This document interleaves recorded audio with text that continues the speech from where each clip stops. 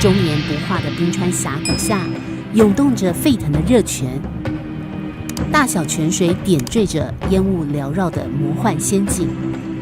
冰与火竟然在这个半岛奇妙的和谐共存。堪察加半岛是全球火山活动最密集也是最频繁的地区，一共有300多座火山，其中29座都是活火山。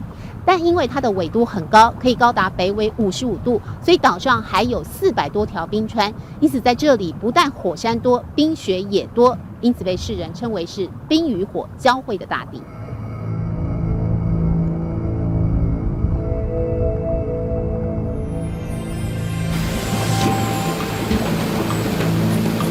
滚烫泉水消融了冰雪，里头所含的矿物质让山壁出现金色、绿色结晶，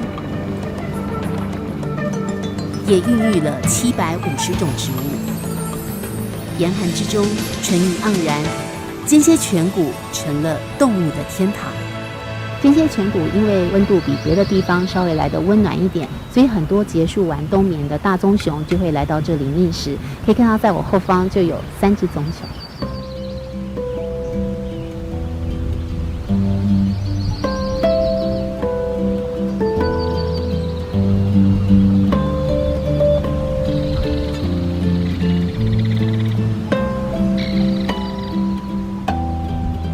Это, да, наши постоянные 3 медведя, и, как я догадываюсь, 2 из них это брат с сестрой. С третьим они познакомились сегодня перед тем, как вот вы прилетели, и взяли его к себе в команду.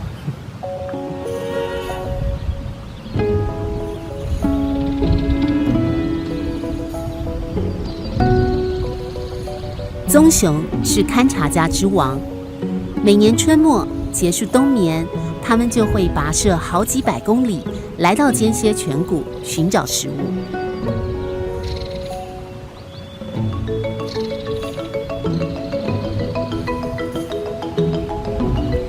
现在只有嫩草果腹，但等到夏天，回游到堪察加半岛产卵繁殖的鲑鱼出现，那才是它们1年之中最大的飨宴。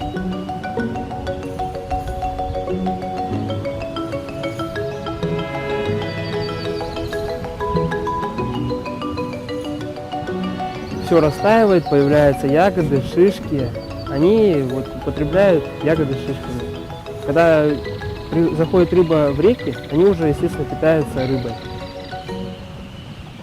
Ну и на протяжении всего лета и небольшого отрезка осени они употребляют как можно больше пищи, чтобы набрать побольше жира перед зимней спячкой. Июня их здесь как бы не очень много. Ну, может, до 10-15 доходит. А уже ближе к лету, когда у них спаривание в самом разгаре, их тут уже порядка 30-40.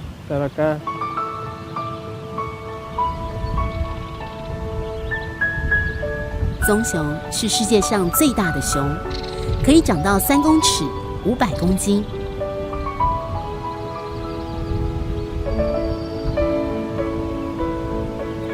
但因为人类捕杀，堪察加棕熊现在已经濒临绝种。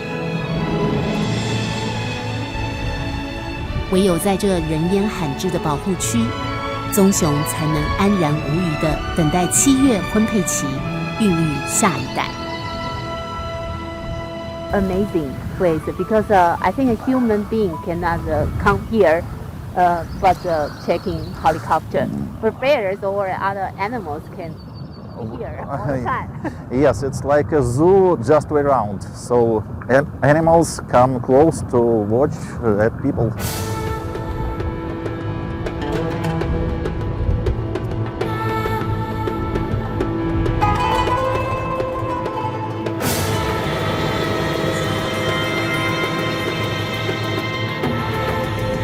结束探险旅程，回到城市，但身处境地的奇异感觉却没有消失。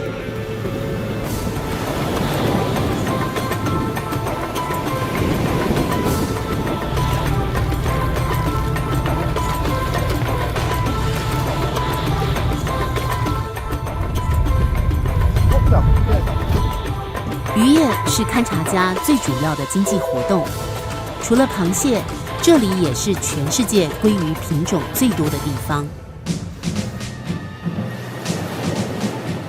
但关键的地理位置和特殊的地形，勘察家更是俄罗斯最高机密的军事禁地。这里是勘察家首府的港口，受到日本暖流的影响，全年都可以通航。也因为四周被俄罗斯领土所环抱，所以形成一个天然的舰艇藏身处。这里被建造成为一个大型的海军和空军基地。俄罗斯太平洋舰队有1/4的舰艇都部署在这里，而其中还包括核潜舰。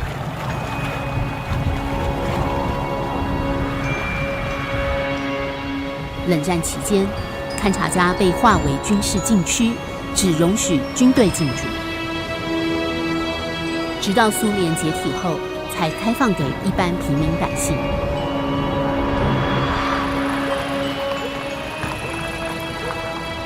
但少了军事用途，城市也开始凋落。首府几乎破产，连电力都被切掉，一度要使用核潜艇当紧急电源。又因为地处偏远而孤立，所有物资得靠进口，30万居民苦不堪言。Comparison to Moscow, so I think our wages maybe they are lower 2 times more, and the prices are very high here. So the prices in Moscow are lower.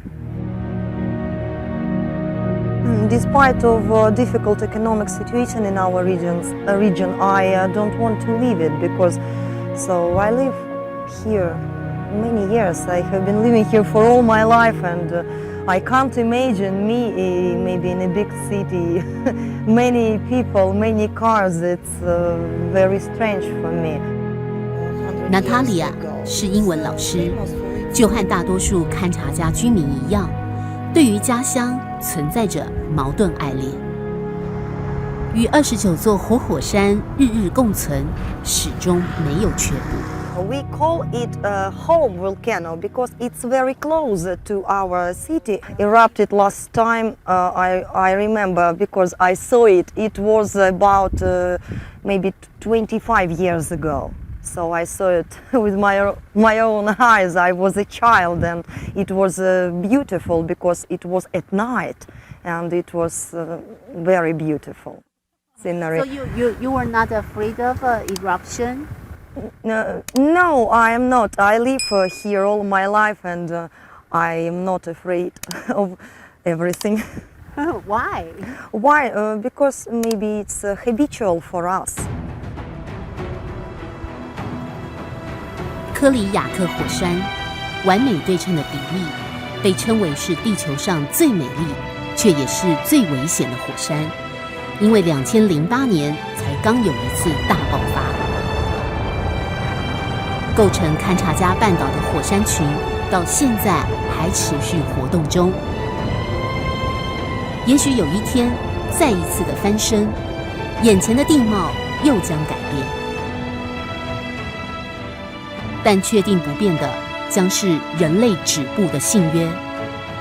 用冰雪当刀剑，险峻当盾牌，在这被遗忘的世界边缘，守护着这块冰与火的国度，不受侵扰，因为这是地球上最后的神秘禁地。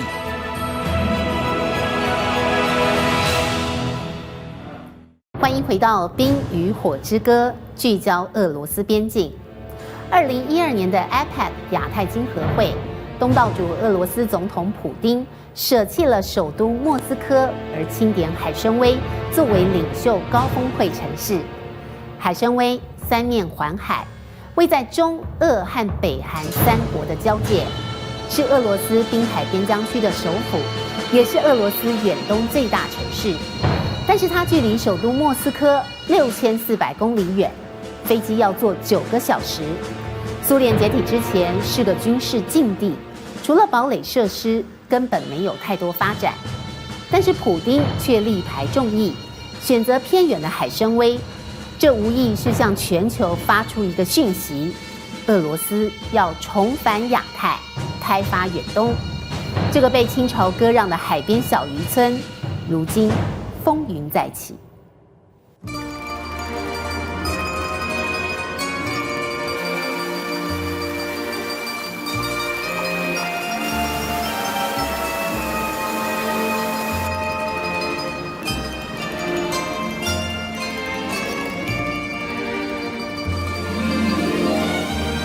欧风建筑，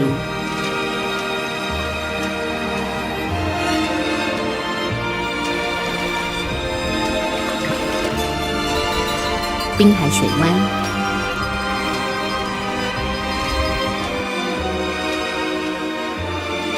若不是火车站前的一尊列宁雕像，或是中央广场的红军战士纪念碑，还真让人以为置身在某个欧洲城市。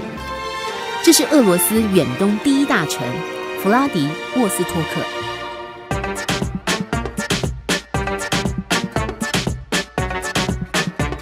隘口的名字实在让人觉得陌生，但它的前身响亮又熟悉，就是在教科书里出现过的海参崴。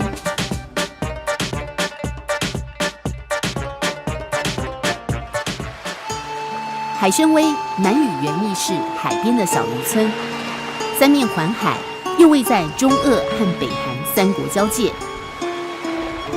一年虽然有100多天的冰冻期，但依旧可以通航。17世纪开始，就是俄国沙皇虎视眈眈的目标。鸦片战争之后，清朝一蹶不振，俄国先诱迫签订《瑷珲条约》。黑龙江以北、乌苏里江以东共126万平方公里的土地由中俄共管。2年后，第二次鸦片战争，俄国趁火打劫，签订不平等的中俄北京条约。原先共管的清朝管不了，还多割让了包括库页岛和海参崴。从此，一个新城市出现在地图上。弗拉迪沃斯托克在俄文意思就是统治东方，名字霸气十足，显示俄国在远东立足的企图心。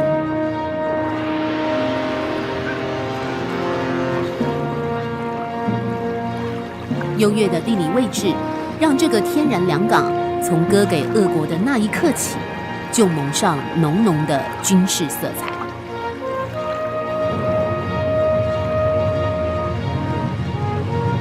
市中心就位在港湾，港口停泊的除了货轮之外，还有潜艇。海参崴不但是俄罗斯在太平洋沿岸最重要的港口，也是俄罗斯太平洋舰队司令部所在地。在苏联解体之前，连自家公民都无法自由进出。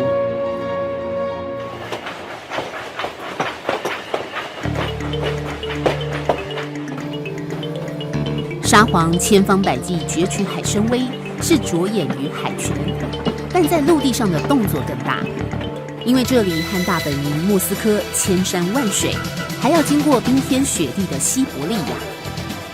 因此，即使财政拮据，但沙皇还是决定打造一条世界上最长的西伯利亚大铁路。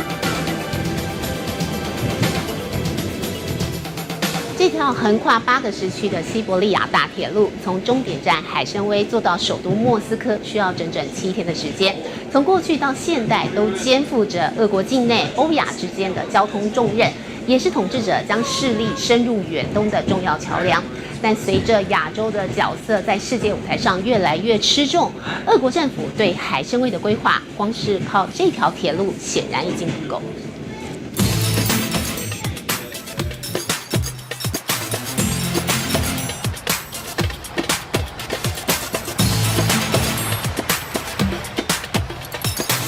这座俄罗斯岛大桥就是为了2012 APEC 举办所建立，它跨越了东博斯普鲁斯海峡，连接了海参崴市区和当时的举办地俄罗斯岛，全长1104公尺，创下了世界纪录，成为最长的斜拉桥。最长的斜拉桥，或是跨越港湾的金桥，早在2007年。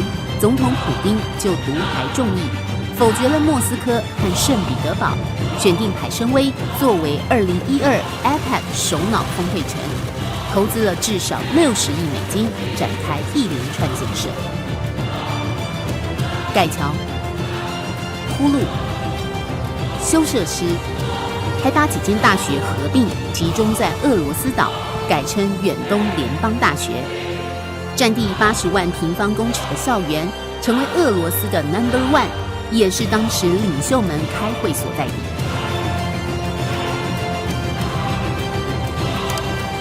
长期偏欧洲的策略，明显转吹了东风。